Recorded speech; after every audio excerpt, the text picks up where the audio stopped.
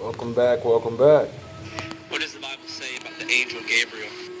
Well, to start off, we know that the word Gabriel means God is my strength. One interesting thing about the angel Gabriel is that he's mentioned both in the Old Testament and the New Testament. He first arrives in the Old Testament when he was helping Daniel interpret the visions. Gabriel came to Daniel and said, "Daniel, I have now come to give you insight and understanding." Gabriel was first mentioned in the New Testament when he was speaking with Zechariah. When Gabriel appeared to Zechariah, he said, "Don't be afraid, Zechariah. God has heard your prayer. Your wife Elizabeth will have a son, and you will name him John." Gabriel was referring to the one and only John the Baptist. And lastly, Gabriel appeared to Mary to tell her the ultimate news. He told Mary that she was going to have a son. "You are to give him the name Jesus. He will be great. He will be called the Son of the Most High." Another cool thing about the angel Gabriel is that he was always scaring people, and he always had to relieve them that everything was going to be okay. Said transracialism makes more sense than transgenderism. Because race is actually a spectrum. Race is actually a social construct. Gender is binary. There's male and female, that's it. There's nothing else, right? Race is actually a spectrum, right? If I were to have a child with an Asian woman, my child is going to be mixed. If she is mixed and we have a child, the child is going to be, race is a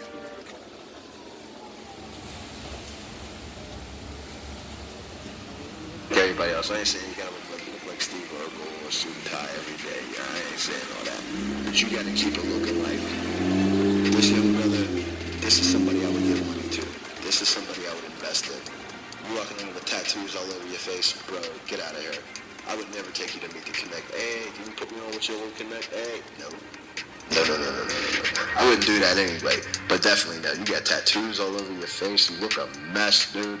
I got tats. You can't see them. You got tats all over your face. Your dreads ain't twisted. You look a mess. You look crazy, man. You look crazy.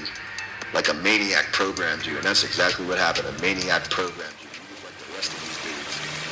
Hyper effeminate and like some type of monstrosity, man. You gotta blend in different circles. You might have to look this way one day, that way the other day. You might have to go into the hood, you might have to go to the office, you might have to go in and out of different people's cultures. This is what happens when you rise and you're coming up and you're not in the same circle. It's like your people are around too. You get to that lesson 5. See yourself ahead and work backwards. So, this is what you want to do. When you dream of dreams, you want to do that. You're gonna own a record label or you're gonna manage a bunch of rappers. Okay. So see yourself in the future. See yourself 5-10 years from now when you're making it. You just signed a multi-million deal for like 50 mil. And you're coming back with red. You putting all the rappers, you handling everything. You got a singer, you got all your stuff, you got everything, you got marketing, you got everything handled. Okay, work back. How did you get there? Okay, 10 years ago I was doing this. I was living out of my car. I was living in the projects. It was very dangerous. I had to do some things. I had to try to change it. Okay, so boom. That's first off. No more crime. That's first off. I'm gonna forget it. That's back to lesson 2. But how you gonna grow? So you're gonna need these skills. You're gonna need that. You're gonna learn how to do it. You can't go to school. You learn a lot of stuff online, but you gotta learn. And you have to start growing towards that step, and then your first business still, your second business still. Write it out if you had to, how you got there, but keep going backwards. You go backwards. Then you're at the beginning where you are, and you start moving forward that way. Alright? Lesson number 6, train. After that, whatever you want to be. If you want to be a chemist, you want to be a programmer, whatever you want to do, you have to train in it. Being us, who we are, what we are, the king, we gotta be twice as good, if not 3 times. You gotta be the man. You gotta be one of the best wherever you are. One of the best in the classroom, one of the best in the office, one of the best wherever you are. The best at your skills. And twice as good as the other person. You have to be. Practice. I'm not talking about it in the game. I'm talking about practice. Lesson number 7. When you're around these people, from the streets to the office, and you take, not all of us are from the streets, but you take what you learn from the streets just every day, just walking through. You take the streets and you use that in the office, in the corporate world as well. Learn to make people comfortable. You know how it is when it's about to get hot and you got to diffuse a very political situation that might get dangerous very soon. Learn to make people comfortable. It's going to be tough being you. People are going to be attacking you in the corporate world all the time. You ain't just going to go up there and be the big Willie Negro up on the 21st floor, knocking them down. They're going to be mad at you. They're going to try to take you out as soon as you walk in the room. Millions of dollars more than you, so much more money than you, but just can't. See, I was working at that place for exactly 1 year. All the old motherfuckers was working there for 20 years, damn near retiring. I got the mayor's spot in 8 months because I broke my fucking back every day. And am I in the mayor's spot anymore? Why? Because I was a bad worker? Because I didn't play nice and suck dick. You gotta learn to move the human. So I can prove what I say is right. How do people feel? How are they feeling? What's the feeling in the room? Can I change that feeling? How do I change this person? Perception, words, jokes. Speaking about different subjects that they're interested in. Learn the human.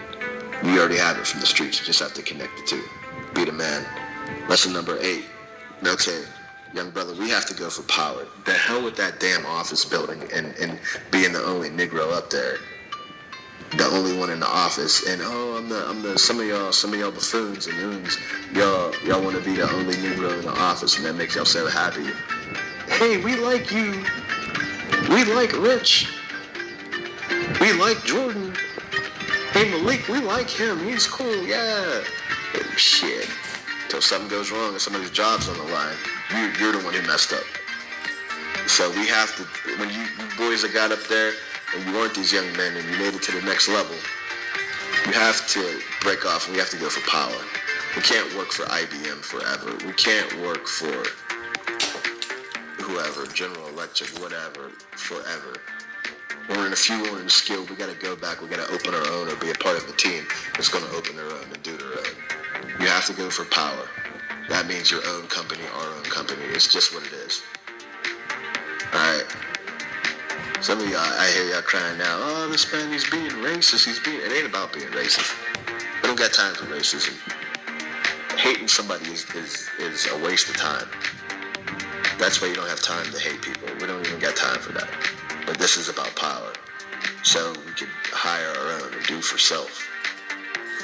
And you don't want to be in that corporate world, making this company millions and millions of dollars, and you getting paid less than everybody else. The hell with that. I seen it. I lived it. No. We're going for power. That means I'm the owner, or the vice president, the CFO, the CTO. We're going for power. We're going to make something happen. Lesson number 9, give back. There's a lot of these cats that get up there and they got their own business and they don't give back. Young black man, you're going to need a mentor. I have a mentor. He's 20, 25 years older than me. Millionaire, multi-millionaire. That's who I talk to about business. I have multiple mentors. You know, got one just for this one. I got one I talk to about the ladies, one I talk to about this, one I talk to about that. Have mentors. But as the older one, the mentor, you must give back. You need to raise some of these youngins up. You need to put somebody on. You don't just be selfish and say, oh, that generation. That's my problem. All the smarts I have is because I had to fucking grind from the bottom. I never had a mentor.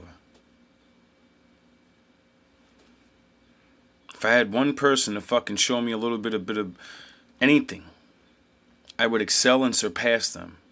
And they know. That's why when the mentors see me, they're like, nah, I'm not teaching that nigga. He's from the fucking complete bottom and he knows all this shit already. If we give him any more knowledge, he's gonna be unstoppable.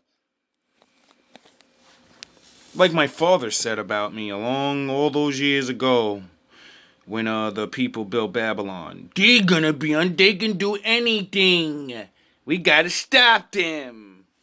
They lost. Okay, Muslim is lost. They know our But true you gotta power. pick up the ones who aren't see them. Unlimited. Educate them and bring them along. It's going to be hard. You got to be patient, but you got to give back. You got to hire these people. Yeah, pass the power. And lesson number 10, black man.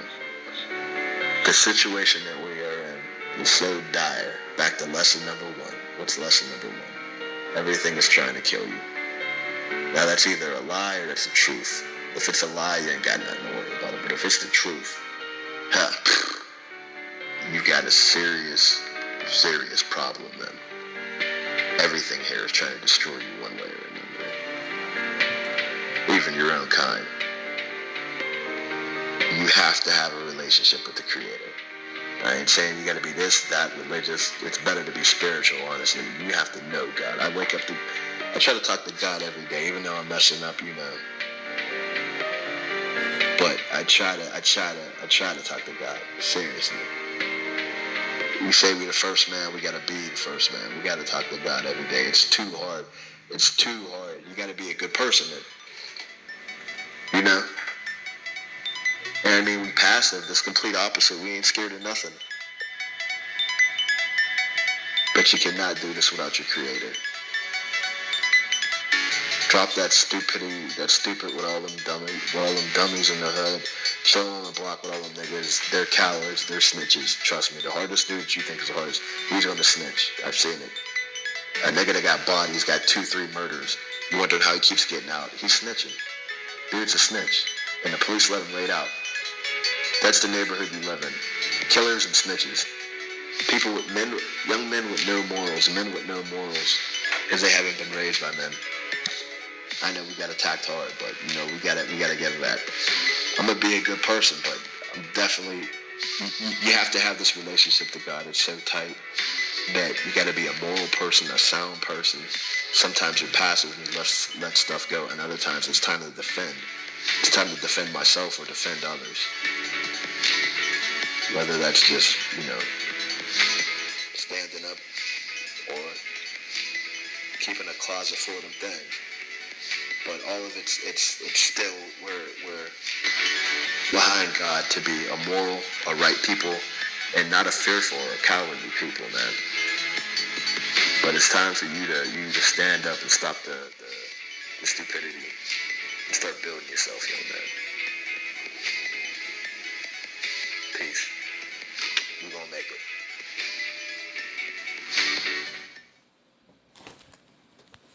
All love, all praise to my Father